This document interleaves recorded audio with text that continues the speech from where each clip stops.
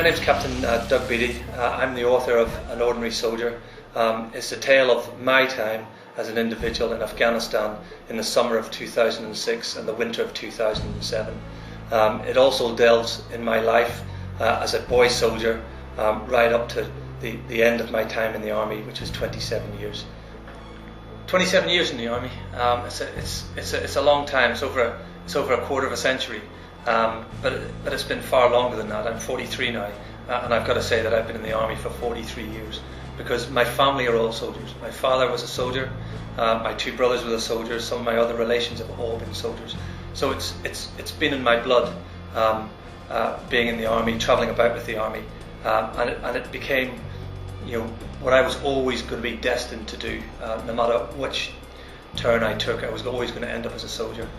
What was it like in Afghanistan, and what was it like in the particular engagement that I was involved in?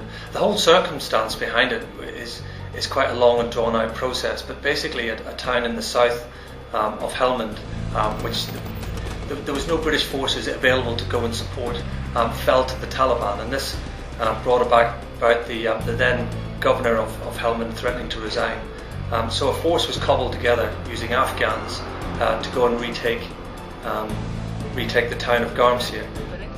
But that was par for the course in 2006 in the whole of Afghanistan. There were very few British soldiers on the ground patrolling. They didn't expect it to be as ferocious as it was. But for every one fighting soldier who patrols the deserts of Afghanistan, there are 4 other men who are standing in a camp somewhere supporting them. So we just lacked troops to be out on the ground. I'm back there now. What's it like now? Well, it's improved. The security's improved. The infrastructure's improved. The Afghan army, the Afghan police, they've all improved and now can stand up for themselves to fight against the insurgents which are there. But there is an awful long way to go, and the enemy are a dogged enemy who are not going to be pushed out of the province easily. Having started as a young soldier at 16 and moved up to the ranks to be a regimental sergeant major, then I still have all the knowledge of what it's like to be a soldier on the ground, putting the boots in the dirt and having to do the job right at the bottom level.